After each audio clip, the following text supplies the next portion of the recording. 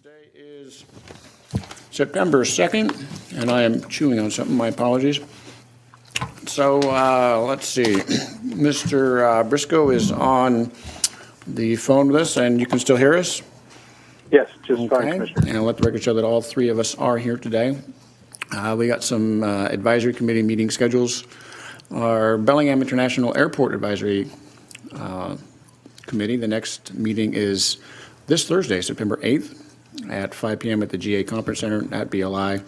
Our TAC, if anybody wants to go to that, regarding the airport, that's also the same day. That's 9:30 at the GA Conference Center and room at BLI. And then our Marina Advisory Group next meets September 13th, 6 p.m. at the Harbor Center Conference Room, which is where we are today.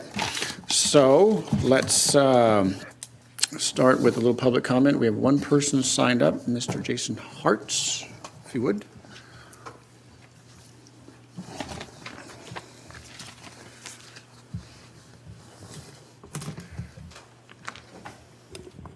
Hello. Thank you, Commissioners, for the opportunity to address you today. I have been a member of the Technical Airport Advisory Committee since its inception and served as its chair. Unfortunately, for the first time, I was unable to attend the July meeting, and so I was unable to add my comments about the proposed tariff at the airport. And so, like, switch modes, though, and in my view, as a citizen of the county, most of these changes are a long time coming. In fact, I have proposed some of these fees, such as airline flowage and RON fees, at many meetings in the past. And I certainly think we are at a time where we need to maintain good revenue streams for the airport.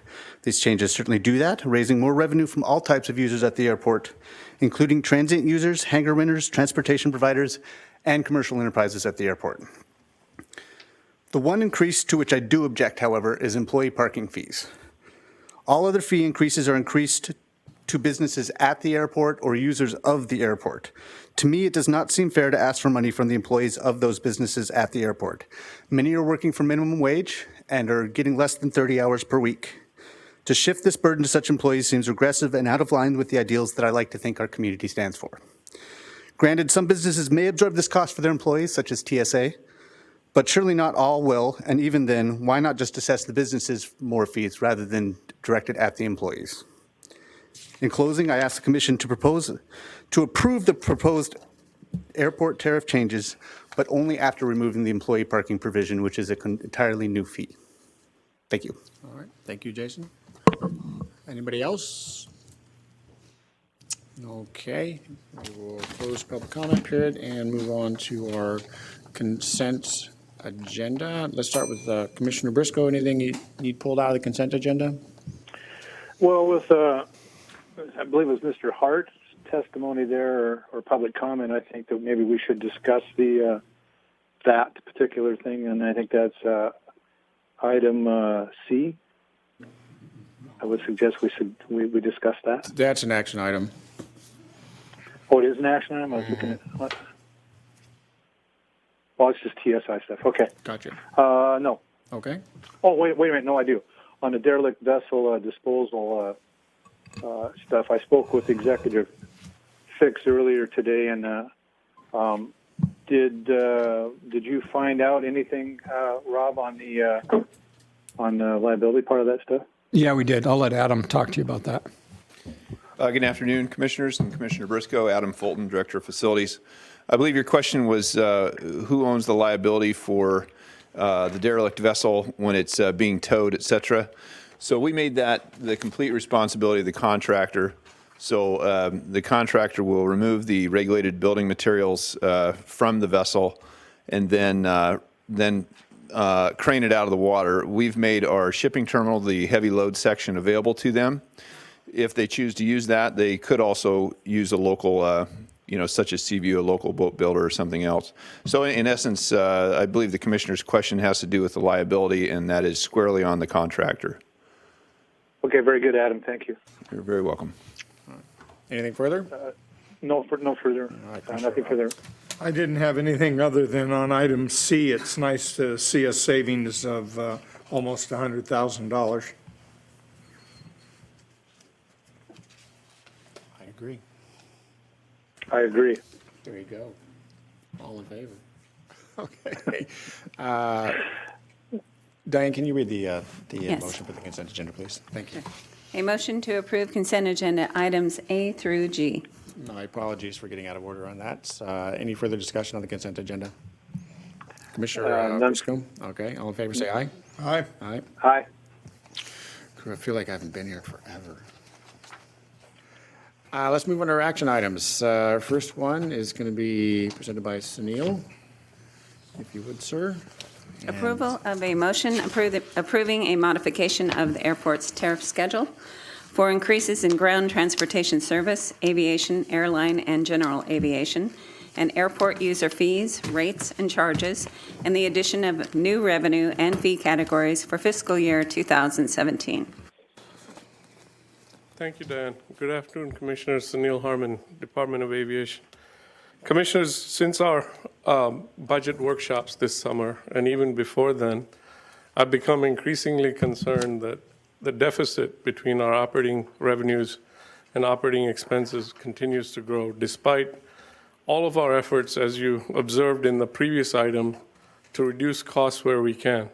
This is a direct result of airlines cutting seating and flight capacity at the airport. Year over year, since 2014, the airport has lost 8.4% of its employment revenue, and that continues to decline. As I look at bookings for this spring, March, April, and May, those numbers grow even greater as the airlines have continued to be concerned about the Canadian economy and the exchange rate. As a result, I've got a brief PowerPoint presentation here for you, and what I've identified here is projected operating revenues versus expenses without the tariff modifications that I'm proposing that you adopt. So on the column that you see in the vertical axis, those are dollar amounts on a per employment basis. On the horizontal axis, you see the years with the asterisks depicting projections because they're based on estimated employments.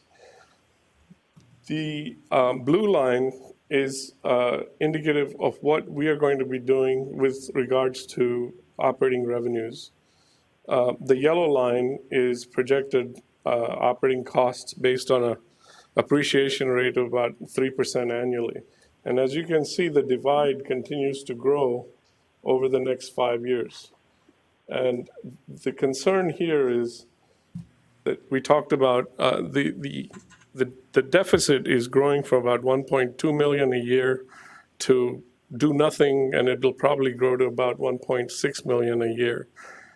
Because we've been so judicious in managing our expenses, we're able to actually reduce that by half. So our expenses are being controlled, but the red line shows you what the profit and loss per enplaned passenger is. So as it crosses that axis in 2017 down to 2021, we'll be looking at a deficit of about $2 per employment. The tariff increase that is being proposed does not recover all the lost revenue. We couldn't possibly do an increase at that level and have the airlines not object. So in the next slide, you'll see that we are showing, let me see there.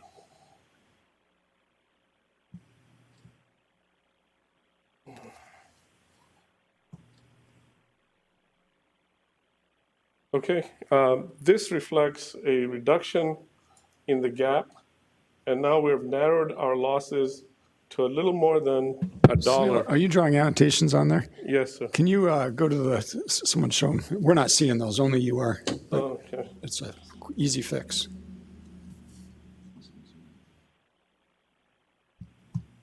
There we go. Okay, Thanks. so maybe I should go back one.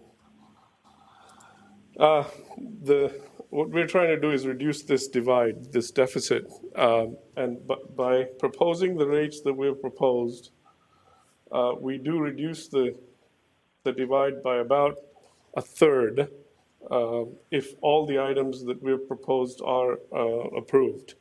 And that's reflected here. So while the black line, the P&L line, doesn't necessarily mean we're in the black, it does reduce the deficit by a respectable amount. And that is just based on the increases that I'm proposing in 17. Now, there should be a systematic process, and we've primed the airlines to appreciate that this is not a short-term thing, that we're going to have a graduated increase as our deficits continue to grow, because nobody can really predict what the market conditions are going to be like. This is based on an extremely conservative forecast, but those conditions could further shift. So in terms of compliance, I want to make you aware of the FAA's policy regarding rate setting. We call them tariffs. In the airline and airport industry, we call them airport rates and charges. And those are adopted under federal regulations, recently updated July 14, 2008. They have 4 guiding principles for compliance. Requires direct local negotiation between airport sponsors and aeronautical users. We've accomplished that. So we can check that box as been having successfully met that. In your packet, you'll see letters to the airlines notifying them of the increase, giving them an opportunity to actually respond to the increase, and that deadline has passed, the August 31 deadline. The second principle is a legal principle and requires that rates and fees and charges to aeronautical users must be fair and reasonable. Our increases are well within the classification of fairness. We're on average increasing, if we go back to 1999, at a rate of less than 2% a year, because we haven't seen increases as far back as I could go in 1999. So we can comfortably check that box. The third principle is legal, again, a prohibition on unjustly discriminating in rates and charges among airport users. They're all being assessed the same rate, so there's no discrimination. And the fourth principle is legal obligation to maintain a fee and rental structure that makes the airport as self-sustaining as possible under the circumstances existing at the airport. Obviously, our business circumstances don't allow us to do a full recovery with an adjustment of rates, because that would probably cause sufficient concern among air carriers that they would cut more activity than we would want them to. Airlines pay less than 11% of our operating expenses, but the passengers that they enplane cover the vast majority of our operating expenses. And as a result, the fourth principle is met because we are doing our best to make the airport as self-sustaining as possible. Were we not taking this action to recommend a tariff increase, one could argue that we're not achieving what is required under the policy as well as Grant Assurance 24, which is one of the grant assurances that we certify to when we accept federal money. That's in essence, the presentation. I do want to respond to the comment about parking. In total, based on the parking permits that we service at the airport, this would represent a total increase of $12,000 roughly a year. It's not a significant amount, but there's a tremendous amount of work that goes into not only issuing the parking permits, but managing parking at the airport. It's not so much a tariff increase to increase revenues as it is to cover our costs of doing business. We're also acquiring new parking management equipment at the airport, which will enable employees to essentially, with a parking pass, park anywhere in the revenue lots.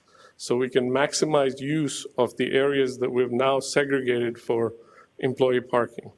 The airport's technical advisory committee reviewed this and approved it. In their minutes, they took a unanimous vote and approved it. I haven't received any significant objections from any party other than this complaint that you heard today. My recommendation to you would be to adopt the tariff increases because it's badly needed for us to meet at least a portion of our deficit. I have 2 questions. One, when was the last rate increase? Was it in 08 when the rate and changes policy went into effect? Only for parking, only for revenue parking. There were no airline rate increases other than a common use charge increase to the airlines. We have an 80-20 formula with the airlines where they pay for the actual cost of maintaining that facility. So that increase went from $400,000 to $500,000. I've actually increased the airline's common use from $500,000 to $650,000. And they've agreed to that increase because our janitorial costs are up about $260,000. Our security costs are up. we're operating in a building that grew from about 22,000 square feet to 105,000 square feet in 2013. And so the only other changes that I've seen in the tariff structure have really been the revenue parking lots, which the executive, I believe, has the authority to adjust within the ranges that we provide you in the tariff. I assume, Mr. Hart, you're an employee at the airport, is that correct? I am. I wouldn't necessarily be affected by this, but yes. And did you vote no? Oh, okay, thank you. So it was a unanimous vote then, Yes, in favor of? in favor of. And with one absent, okay. And how much is it going to affect a person like Mr. Hart? What's it going to But cost him? it translates to about a little less than 22 cents a day over a year. Okay.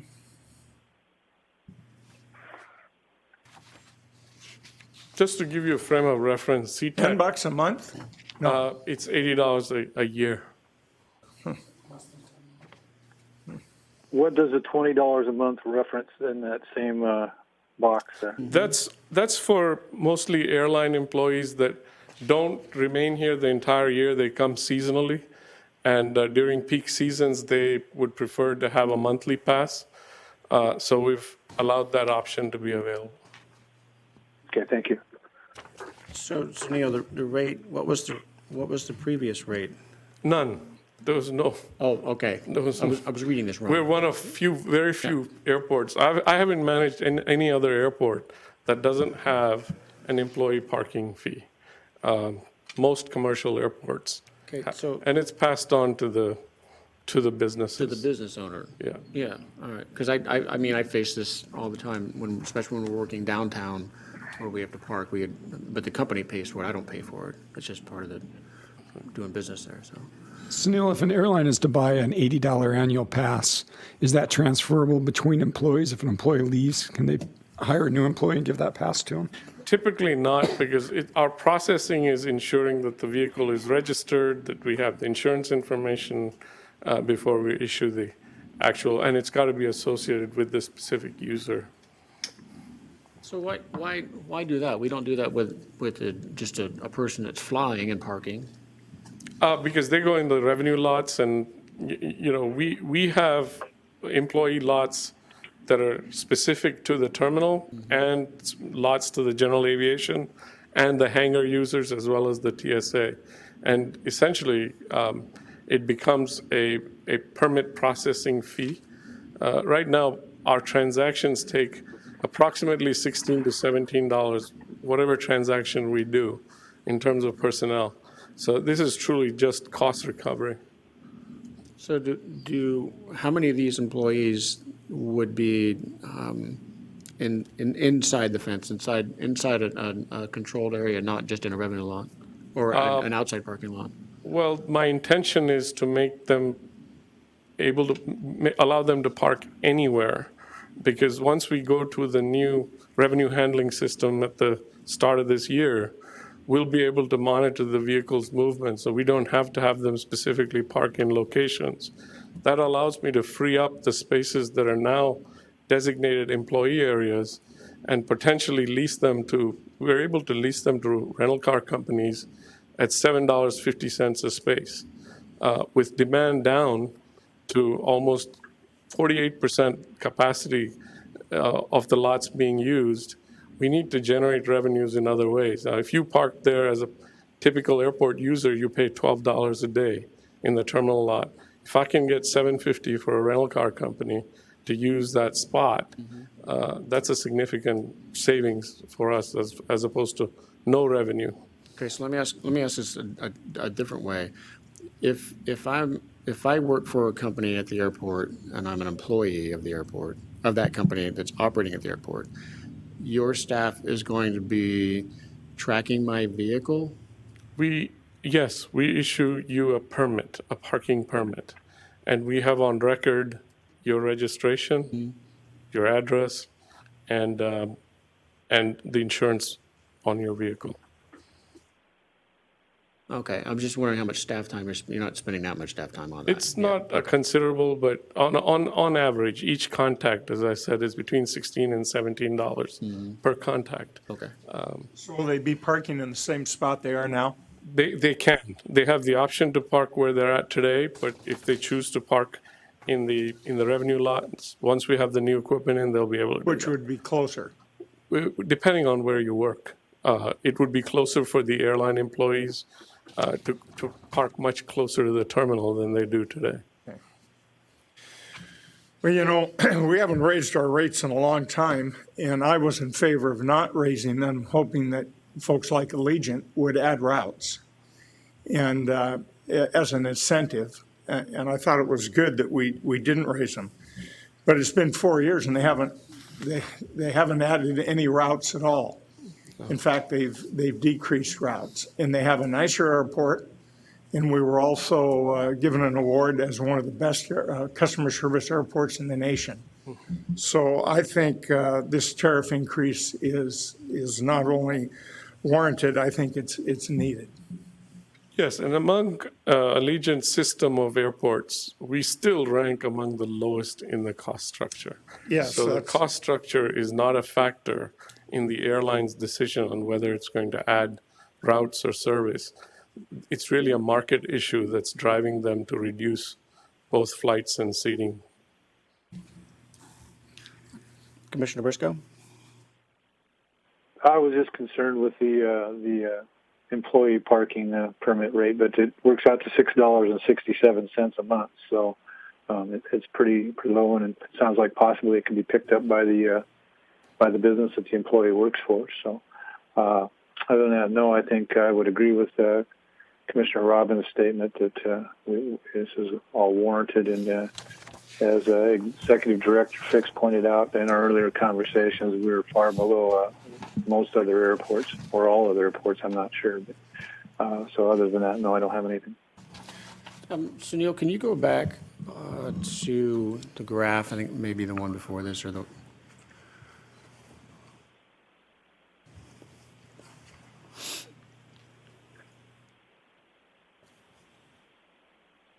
How about the one prior? No, this is fine. This one's fine.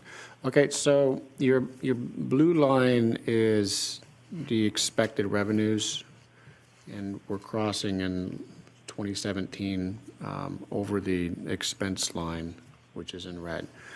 What do these tariffs? Did you look at that? What do these tariffs look like? These rates look like if we had 100% recovery? Oh, they would be significant. It would be a factor of 2 by 200% increases, because we're only recovering about a little more than a third. Mm-hmm. Yeah. Well, it's a huge savings if they pay annually. If someone were to pay annually and get transferred the next month, is there a refund involved? Yeah, I don't think again, this is not a revenue issue. If they go with a month to month, if they know they're going to be transferred or something, typically most of your employees are year-round employees except part-timers or seasonal workers, and they have the option of paying the monthly rate.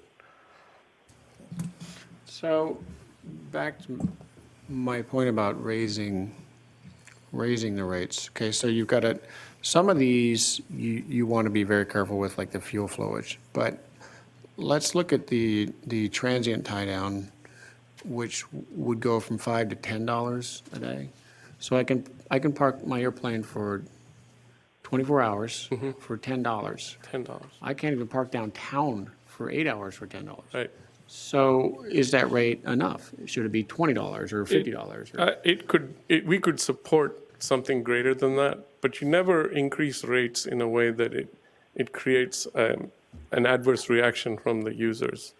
This is a graduated process over a 5-year budget. Those rates haven't been touched.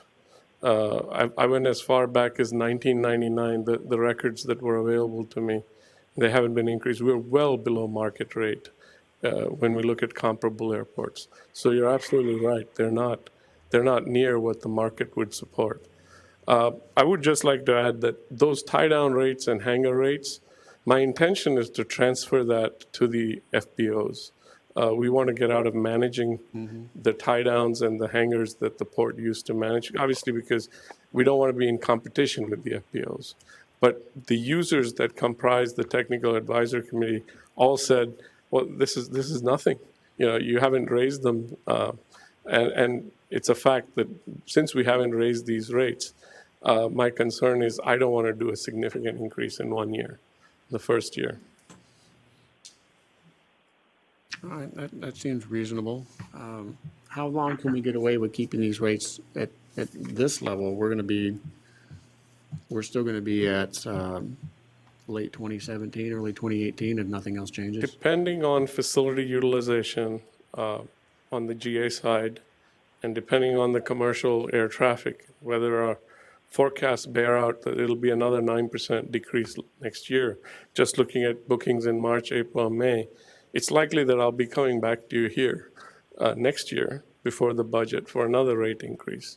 And these will be gradual increases to get us to market level until we actually recover based on, once employments are up, then we really don't have to worry about assessing fees on aeronautical charges because we want to attract aeronautical services. Well, I mean, it's pretty clear we couldn't raise rates high enough on the GA side to make up any of these significant challenges. So, $10 versus $20 is not going to be a big, it doesn't put that much money into the bank. It doesn't. Really, so. How do we know when we're pricing too high? We take a benchmarking of airports in the region that we would compete with. Obviously, you want to look at airports within a few hours flying time. Nobody's going to actually fly beyond that to board fuel or park the airplane.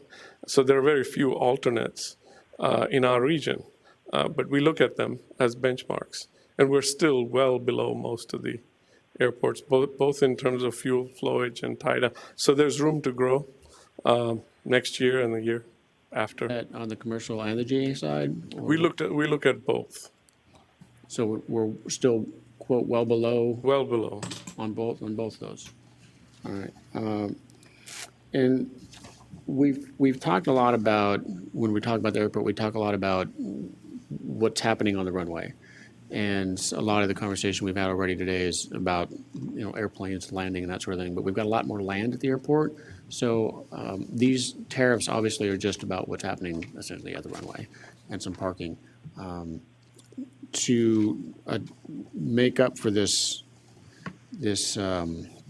line crossing in next year, are you going to be proposing any other changes to how we're operating the rest of the lines of business at the airport?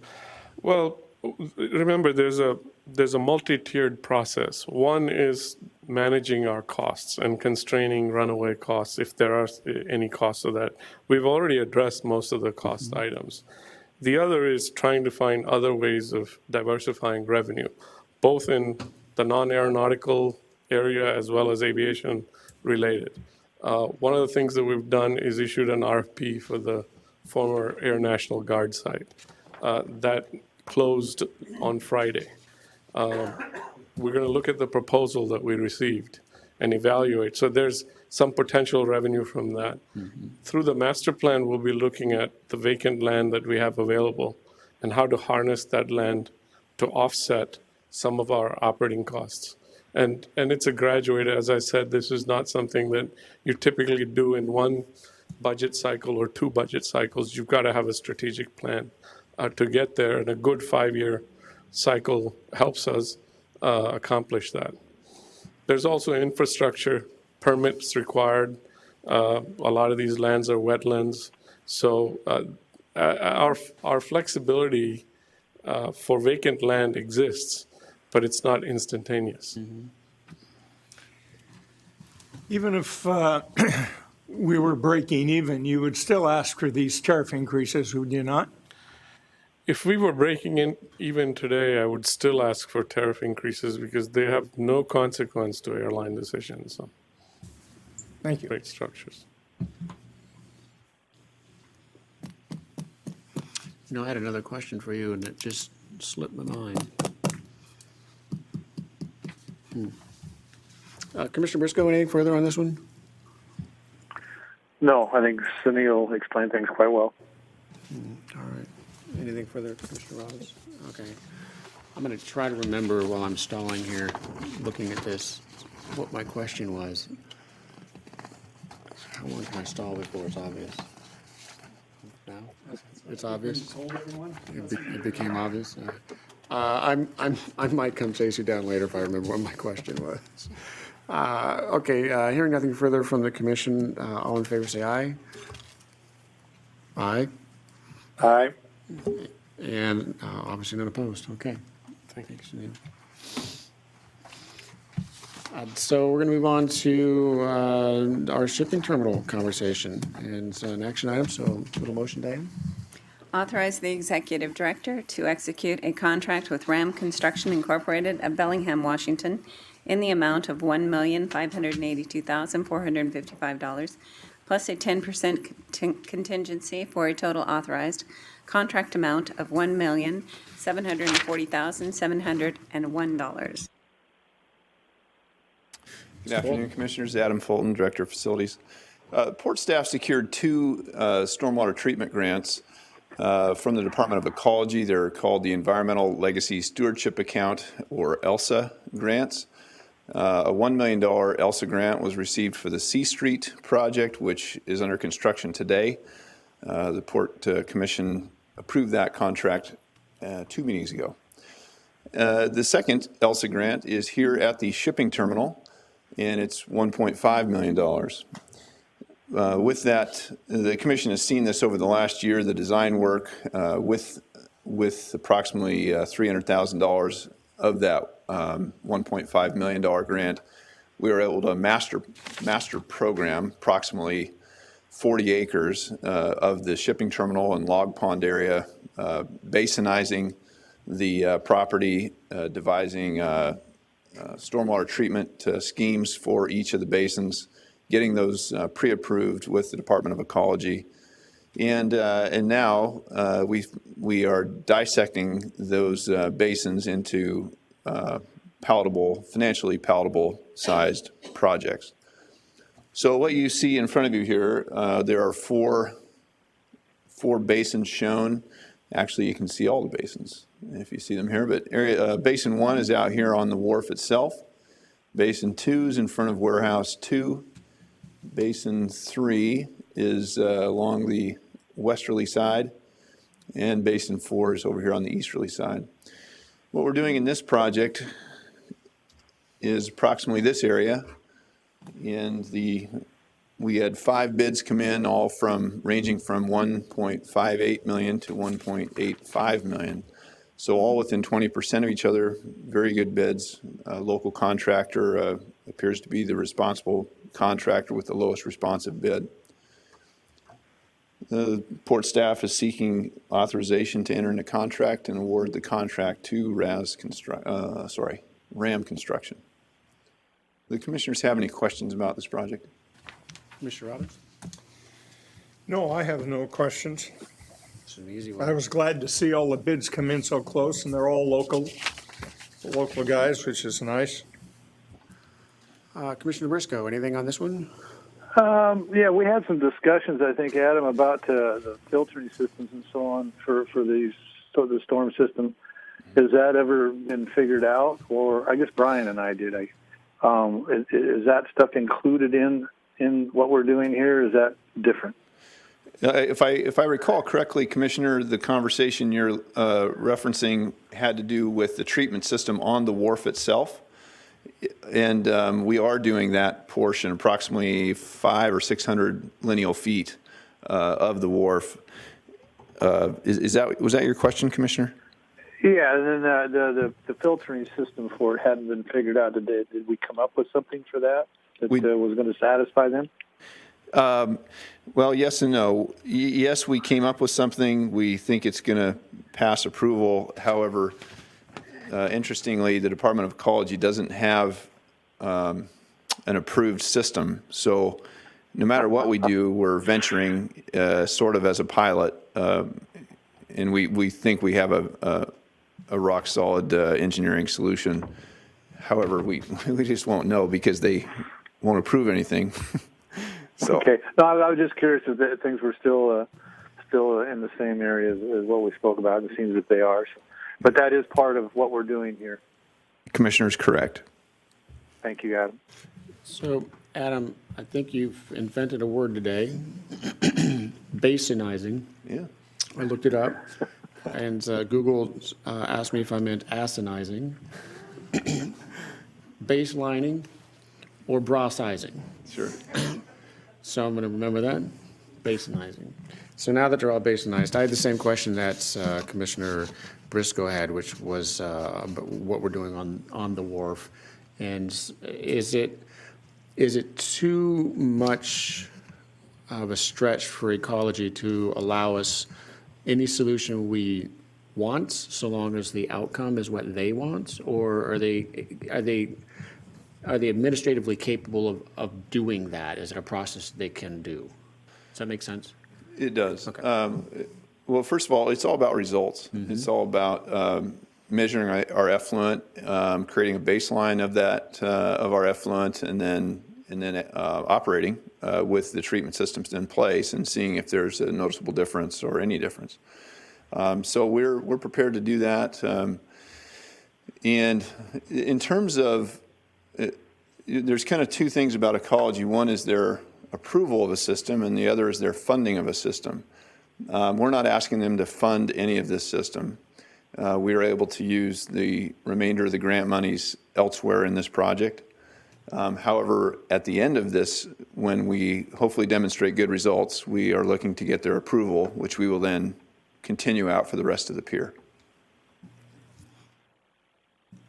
So we're going to do it without their approval? We are, because they don't have an approved system, but they're saying they want us to treat the water. It's sort of a catch. In my opinion, Yeah. It's a bit of an odd catch that they're imposing on us. Sounds fun. So I have a question, Commissioner McCauley. Oh, please. With what you said, Adam, about if they approve what we're going to do, and then we will do it to the rest of the area, is there a chance then a grant will be available for the rest of the area if they have approved our system? I think that's very possible. I can't really speak to the future availability of ELSA grants, but if we do demonstrate a working solution that produces good results, I can't see why they wouldn't want to fund that in the future, here and at other ports, frankly. Okay, thank you. We're going to have Brian take a shot at answering that as well, since he's the MODCA grant expert. Hey, Brian, while you're doing that, can you let us know if because I know that the recent round of MODCA funding went all towards cleanups, and a lot of the prevention programs got cut to zero. If you could address that as well. Yeah, that's correct. Brian Gowan, Director of Environmental Programs. Yeah, that's an excellent question. And unfortunately, the grant funding scenario right now is just up in the air for both cleanup and source control or stormwater funding. The way that the ELSA account is set up is that, and at the time that these projects were funded, is that the price of oil, we've talked about this a number of times, the price of oil was very high, and they took that opportunity to take some of that extra money out, put it in this separate ELSA account, and there's a dollar amount, I don't recall what it is off the top of my head, where when the MODCA fund gets to a certain point, then it will add to the ELSA account to fund these types of projects. So the likelihood of this happening again in the current climate is not probably very likely right now, but if the price of oil goes back up and the ELSA account can get refunded, then these projects would be back on the available for future funding. Does that address your question? Commissioner Briscoe, did that answer your question? Yes, thank you, Brian. All right, so maybe it's a good idea for us to move forward as a port and assume that there just won't be any MODCA money available. Start at an availability of zero and hope that that's available, because I don't know that if we're going to continue, if the state's going to continue tying MODCA funding to oil prices, that amount's ever going to go back up. Yeah, that's a very good question. I think we need to project that we would be eligible for grant funding until they fundamentally would change the grant scenario. and we need to look at that as an option. But there's definitely, we've re-evaluated how we're approaching our cleanup projects and prioritizing them based on the current funding sources. And right now, there's a long list of projects that are unfunded, and some of them are ours. So we've had to reprioritize how that works, and it changes daily. And the legislature, every biennium makes a decision on what their fund, and we're regularly promoting, along with ports across the state, that cleanup is one of the largest economic drivers in brownfields redevelopment and that sort of thing. So we play it by ear every biennium, but we are planning for the worst and hoping for the best. Thanks, Brian. Anything further, Commissioner Briscoe? No, Commissioner McCauley, I'm fine, thank you. Adam, I had one question. Once again, what's the difference between the bid or the budget amount and the actual amount? I mean, why is there such a discrepancy here on the impact? Sorry, I don't have that in front of me. On the utility, on the four fiscal impacts here? Funding for this project will come from the capital budget. Oh, right. We have the budget, and the amounts are much less than what the budget is. So the commissioner's specifically referring to a $1.5 million budget, and the amount is $961,159, I believe, for like BST stormwater improvements. That's what we're talking about. Well, yeah, the budget was $1.9 million, and it came out back at $68,000. Sure. Yeah. So those budgets were established maybe 2 years ago, and at that point, the direction of the commission was to look to invest in this shipping terminal with the entertaining the possibility that module construction for the Alaska oil fields could occur here, and we could position ourselves with investment to have our site prepared and ready. And stormwater treatment on a facility like this is a big deal in getting yourself ready. Since that time, the market has changed in the oil industry, and so we've tailored back the project to fit the grant and basically fit our palette for risk. So in short, we're below the budget because we reduced the scope.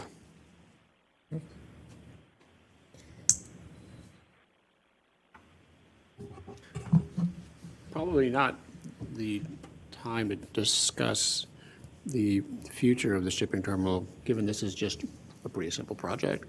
But I would ask Commissioner Briscoe and you, Commissioner Robbins, if we could have a really deep conversation about the terminal and the uplands for the terminal. I know I'm still supportive of the funding that we're going to try to aim at these projects, but we might need to have Rob and Dan Stahl aim in a somewhat different direction than we're thinking right now. So, anything further, Commissioner Briscoe? No, Commissioner McCauley. Okay, Commissioner Robbins? No. All right, so let's take a vote on this. So all in favor, say aye. Aye. Aye. Aye. Okay, and that is it for our, that's it for our pre-break. So we will recess to a break and be back here at 5:30 for public comment period and then an update on the Sea Feast.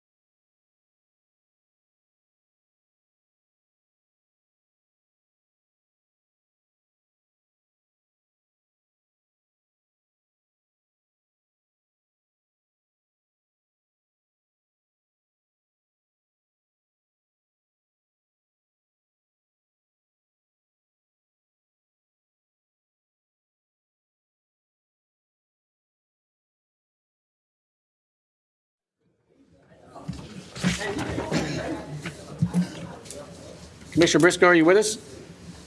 Yes, I can hear you just fine, Commissioner McCullough. Great. We're going to hit our 5:30 public comment period. It looks like Mr. Paul Burrell, you're up, sir.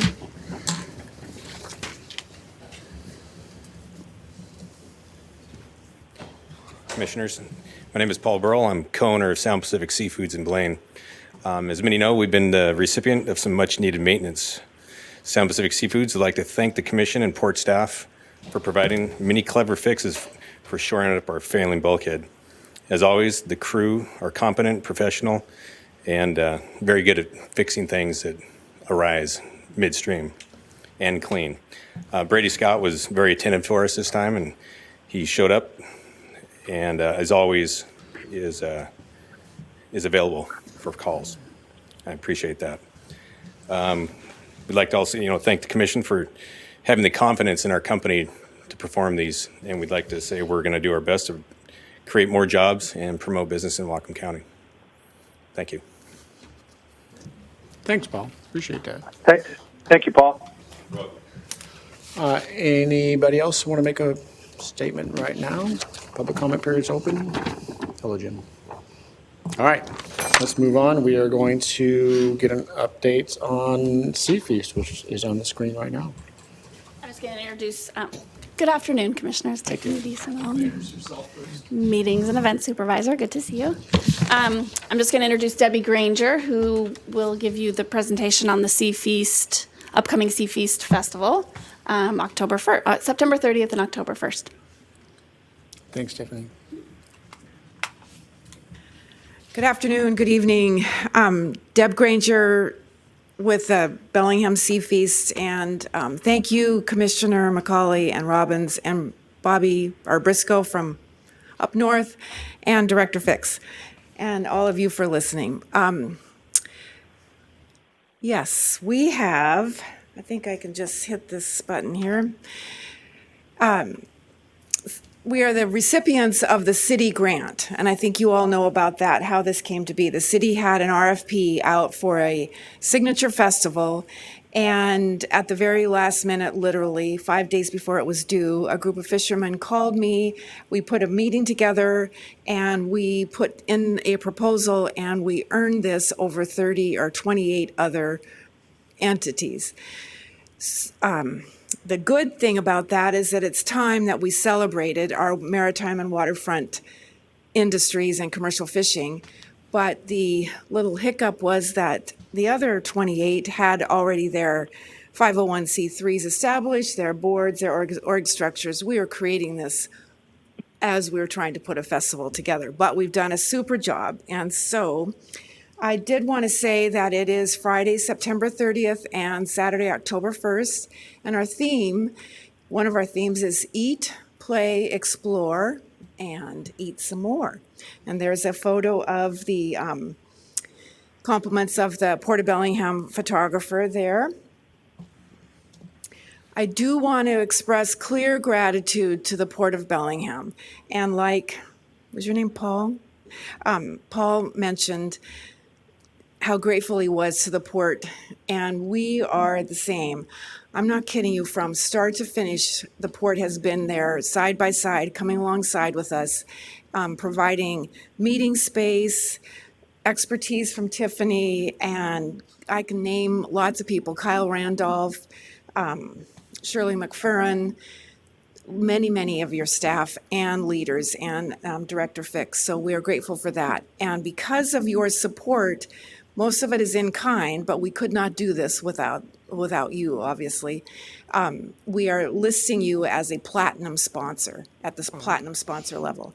And I believe firmly that it is a significant and important showcase of Bellingham, our maritime fishing sector, and the Port of Bellingham.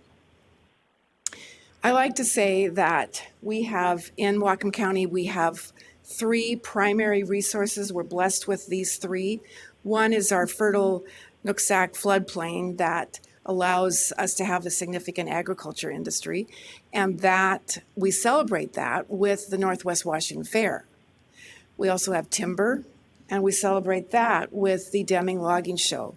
We don't do anything for our waterfront and our maritime and our commercial fishing sector. We've had little snippets here and there over the years of efforts, but this is a significant community-based effort.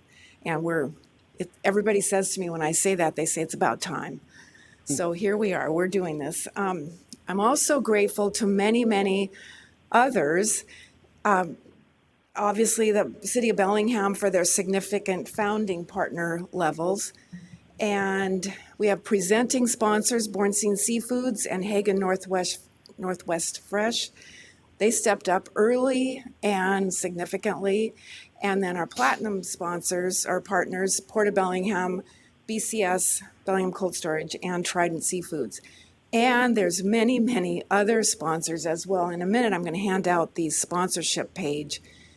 I do want to tell you all that the Bellingham Herald is producing a program guide that will be similar to the Ski to Sea guide or the Fair guide, and it will go to every Herald subscriber, and then there'll be an additional 2,000 or 3,000 on site.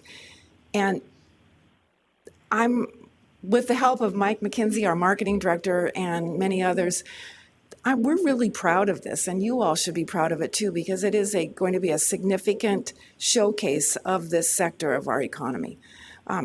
And originally they thought it might be 12 pages. I think it's up to 28, 20, 26. So, and that means there's advertising and articles, and it's going to be a souvenir guide. So, but you'll see that all of the many, many people that are interested and eager to be part of this. So I think that's a testament to our gracious community in Bellingham. Where does this all happen and when is it? It's Friday, September 30th, and the spotlight then is in downtown Bellingham. And Saturday it shifts down to the harbor, Squalicum Harbor and Sawanich Point Park. Friday's activities are in downtown Bellingham, and we're thrilled to bring this group called Fisher Poets, which started in Astoria. It's a takeoff on Cowboy Poets, but it's been in Astoria for over 20 years. And honestly, you can't find a room at the inn probably 2 months ahead of time, and it's the end of February. It is wonderful. So we put out the all call thinking that maybe 10 might come, 5 to 10, 32 are coming. So, and they're coming from all over basically North America. And there's people doing ballads, stories, poems. That is at the Boundary Bay Brewery and at the Honeymoon Mead and Cider Bar. I got to get these names right. And so that's Friday night, or Friday day. There's also workshops in the daytime. Then it shifts to Saturday, and it shifts to Squalicum Harbor and Sawanich Point Park. And I'll get to some of the activities there. We have a full lineup of activities, and I'll hand you the full schedule in just a second, but I want you to look at some of this first. On the Sawtooth, we have the Meet the Fisher activities, and you can see what's happening there. One thing we're especially proud of is this living legacies on Bellingham's waterfront. There was some effort to invite celebrity fishermen, you know, from some of the TV shows. And we decided that, no, we have our own, let's create our own celebrities here in Bellingham. We have wonderful stories to tell, and our public needs to know about them. So we selected 3 legacies this year, 2 families and 1 worker at Bellingham Cold Storage, who's been there a long time, or at Trident Seafoods, I guess. And we're doing write-ups on them. So we have our own legacies.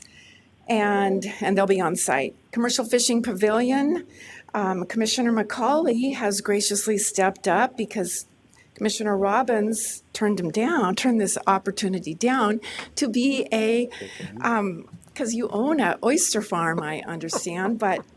It's the raw part of judging by eating how many raw oysters you could eat. Sure. That was the reason I turned it down. If they're cooked or baked, I'm in. Yeah.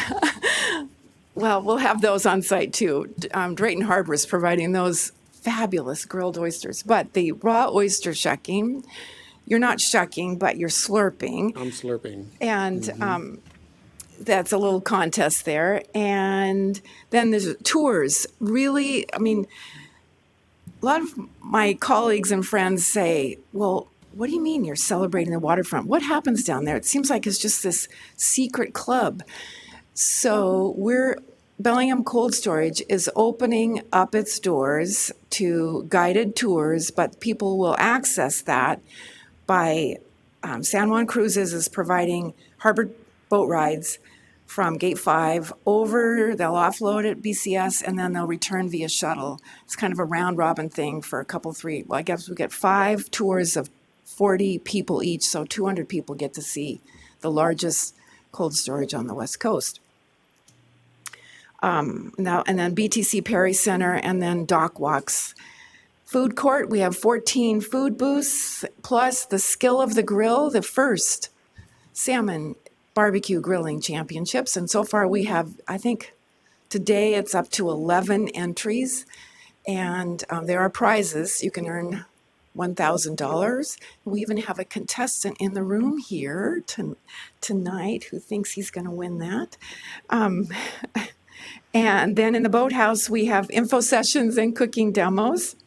And judges, we've got celebrity judges, celebrity chef judges participating. Another cool thing is the Coast Guard is coming, and in 3 ways actually, but cutter tours at Gate 3, and then we found out last week that they're actually doing a helicopter rescue right off where the Blessing of the Fleet, right off the Fisherman's Memorial where they do that. That'll be, somehow I've had about 30 people say, I want to be the one rescued.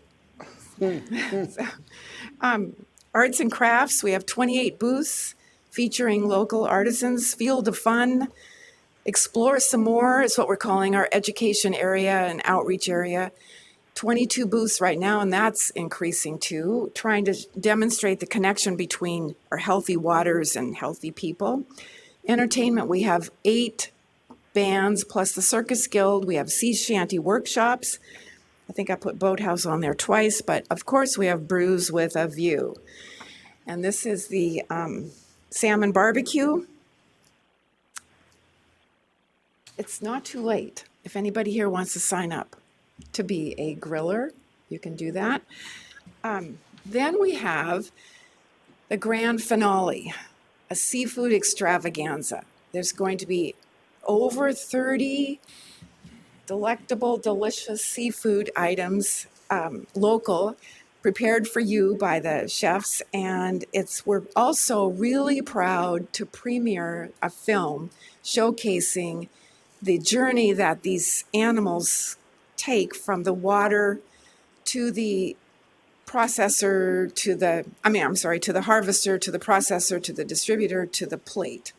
And it's going to be fabulous, featuring Whatcom County and the islands and all of the fishing. That will be premiered that night. And then the barbecue grilling champions will be announced, and you'll get to hear from our living legacies on Bellingham's waterfront. As a platinum sponsor, you get, I think you're entitled to 8, I don't have that, is it 8? 8 complimentary tickets to this. So you get to fight over that.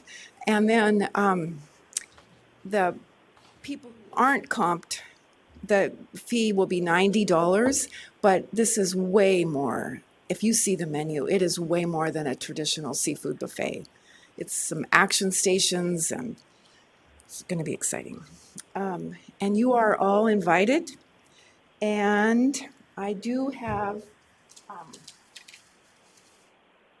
handout here.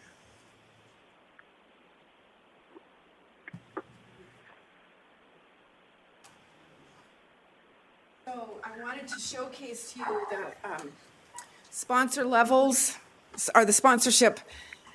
It's been amazing, the community support for this. And I think you all should be proud, and we all should be proud of this opportunity to showcase this sector. I think at the beginning, people were, you're doing what? And then now they see the buzz and the energy, and they're wanting to step up and sponsor.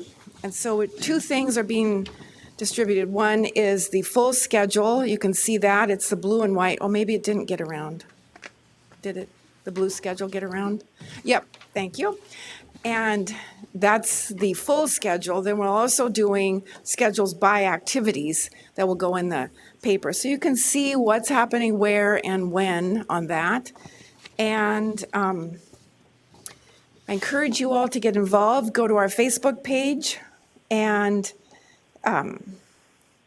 we will soon, in the next couple days, have a volunteer page up where people can volunteer. We're going to need about at least 100 volunteers. I need help at the opening ceremonies. I'd love to have one of you be on site to welcome people, along with the mayor, and Lummi Nation is going to be doing some of their ceremonial activities. Oyster Slurp, we already checked that one off. But the grand finale, I'd love your help there, or your attendance. And as you all work so hard to redevelop our waterfront, we expect that this festival will continue and expand and live on and enlarge. In fact, next year, I think the granary will be ready, so we could include that in the footprint and more. And so then another one of our themes is come for the fish, stay for the fun, or stay to play. And I encourage you to go to the website. I did want to mention also how grateful I am for we have a wonderful team helping with this. Some of it's been volunteer, but a lot of it, well, if you count up the hours, it's volunteer. Mike McKenzie is here, our marketing director. Jim Kyle was involved in it from the beginning as well, and I think that's it from my team that's here, but everybody has been very supportive, and I appreciate all of your energies. Do you have any questions? Commissioner Briscoe. Yes, I have one. Somehow, and I was going through emails and looking here, how did I miss the oyster slurp? Can we still get in? Oh my gosh, you think we could have two commissioners compete? Woo. Hey, Bobby, just so you know, it's going to be 98. That's how many I'm going to slurp, okay? Well, then you might as well step aside now because 101's on the way. What is the time limit on how many oysters you can slurp? Is there a... Okay, good question, Commissioner Robbins. We could have done it several ways. The one that I was involved in was there were 6 oysters and whoever did it the fastest. Steve Seymour and from Drayton Harbor, we're organizing it differently. It's how many you can, the shucker can shuck and you can slurp in 2 minutes. So you get a pile of them, hopefully. The answer is 98, Deb. That's how many. Mm-hmm. I don't care how many. Actually, that's been that. Mm-hmm. Mm-hmm. You have any questions for Deb on this one? No, great work. Well, yeah, I still have a question I didn't get answered. Can I get in or not? Can you get in? I think we still need slurpers, but it's up to you two to duke it out, I guess, if you want. That would be great fun. So How many slurpers do you need? 4. How many do you have? I'm not sure because I'm not in charge of that one. Can you believe it? Autumn. Autumn's in charge of that? All right, I'm going to call her and tell her that Bobby can't be in. Okay. Yeah, Well, Autumn. why can't we both be in? I think that would be great fun, but what do you all think? It's up to you guys. I think that. There should be more slurpers. Pardon? We're going to go head to head, Mike. All right. I'm pretty competitive. Well, that would be even more fun. Lang Solberg is the MC for that, and he's great, and he'll do a good job of it. So it'd be the port dynamic duo versus. I was even thinking of getting, like Rick Larson, some of the political candidates up, but. Yes, please. So I like O Fish. Oh, that's pretty clever. I don't know who came up with that. Is that you, Mike? That was me. yours? That was. O Fish. Official. Fish are fun. Fish are whimsical. So we tried to do a lot of that, but this year we were just honestly slamming it together. So we did a bit of that, but not as much as we will. I do have to say, when I first heard that the submission put together by your group won, because I, as a board member of another competing group, Oh. that had spent a lot of time and effort putting together their program, and I got a call from SIPA, said, "We won," and I said, "Won what?" And I didn't even know you entered, so it's pretty fantastic. It's a really good thing, and I like that you've been able to pull it out of a realm of what is it to something that's really specific and valuable for the county, which is we have the logging, and we have the agriculture, but we also have this the seafaring community that's always been here, but maybe taken for granted or just people haven't noticed. So that's a pretty clever way to put it. And I think it resonates. It certainly resonates with me. I think it might resonate with a lot of folks here in the county. That's pretty cool. The movie that's coming out, did I see a bit of that with Dana Yes. fishing out there? So how long is the movie?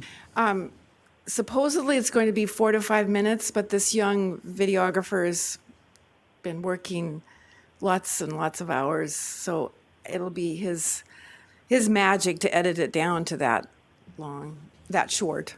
Wasn't that beautiful? Yeah, I was really surprised. It didn't look like it was here. And then I saw Dana and I was like, wait, I know that guy. Yeah. That's pretty cool. Yeah, yeah. We've gotten him on all these different harvesting boats or operations. Once that is done, do you think the port can keep a copy and use it on or use it on our website or some marketing or anything like that? Would that be something we could do, maybe? I think we'd have to talk about that, think about that. My whole, or not mine, but our whole goal was to have it have legs and traction and use it for promotion, like down at Fish Expo or different conferences. I do know that we're having a family videoed and we need to get their permission. Some of these people we didn't have to, but we're working on that. So I think the answer is yes, but I'd have to check. Super cool. My marketing director is here and we check with him. Yeah. I see you've already made this an annual event, which is good. Is the grant that the city is giving out, is it every year? Good question, Commissioner Robbins. It's the way that the grant was set up is $75,000 year one, 50 year two, and 50 year three.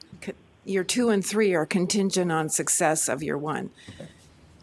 So we do have to have metrics, analytics, survey systems, and so on. And the goal, the money this money was generated from a tax on hotels. So we are one of the significant, we have 5 goals, and one of the clear ones is heads in beds. So our marketing reach is quite broad. Because year 4 is dramatically different than year 1, 2, and 3. Because then it's got to be self-sustaining at that point. Correct. Unless, well, at least without regards to the city's input. Right. Yeah. Well, but I just keep thinking as this waterfront gets redeveloped and, I know Mayor Linville's and the city council's one of their huge goals is to intentionally connect the city with the waterfront. And I know that's uppermost in some of your actions as well. So it seems that it would have legs. Super cool. So, Bobby, got anything else on this one? No, good job, Deb. Thank you. Well, thank you. Thank you, everybody, for your support.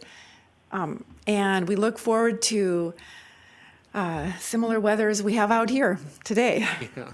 Doesn't feel like September right now. Doesn't feel like September 16th right now, or 6th? 6th. I didn't even know it was Tuesday, so it could be the 16th. I think for all that's know. it. Yep, We're that's good? it. All right, thank you Okay. so much. Well, thank Yeah, you. super cool update. Good job. Right Thanks. on. So that's all we have on our regular agenda. Commissioner Briscoe, do you have any new business? No new business, but I have a comment I'd like to make. I'd like to thank staff for all their work they do, and which is unseen a lot of times and unspoken about, but thank you for what you do for the Port of Bellingham. All right, thank you for that. And rumor has it you may be headed back this direction? Yeah, I'll be there. We might have to stay a couple more days than I figured here, but we'll be home probably within 7 days here. Because, you know, I like having the space empty next to me, gives me more working room, but I miss the chips. That's okay. I can call in from home and leave a bag of Ruffles in the chair for you. Those Ruffles are sorely missed. Well, they're right here behind me on the day bunk. All right, thanks, Commissioner Briscoe. Anything, Commissioner Robbins? No new business. And I remembered the question that I was going to ask Sunil. Is Sunil still? Where'd he go? Is he here? He's gone, but ask All right, I'm going to ask our ED. And it's funny, I didn't remember it. I wrote it down and I just didn't read it. You should see my notes. PFCs. So we did approach Patty Murray and her staff when they were here. Is there any way we can continue pushing on this? I know it's... We are, yes, sir. Yeah, I mean, Sunil works this through various aviation associations, but also when we talk to federal delegates, we always bring this issue up. And we also bring it up with other airports in the state to make sure they're doing the same. So, yeah, we will keep pushing that. It's a big deal to us. So are we hearing the same refrain from other airports? I mean, on our own, we're nobody because, you know, it's a national thing. Every airport, the reluctance or the resistance, I should say, comes from airlines. They think it'll affect their pricing ability, but the airports are all behind it. They all think it's, well, I mean, it's sat at $450 for the last, 15, 20 years. It needs to move at least at a cost of living or inflationary level, and it hasn't done that. So even $1 would be pretty significant to the Port of Bellingham. It would be welcome. Yeah, so. Yeah. I mean, for us, that would be almost $500,000 in revenue. Mm-hmm. Which, you know, maybe for a big airport, maybe they don't care. Yeah. You know, but the small airports, we can really, anyway. So Yep, that's right. Yeah, we will keep pushing on that, and I'll keep you informed when we do talk to federal delegates about that issue. Cool. All right. Tamara? John? Senior staff? Anybody? Nobody? All right. So we're done. Thank you very much.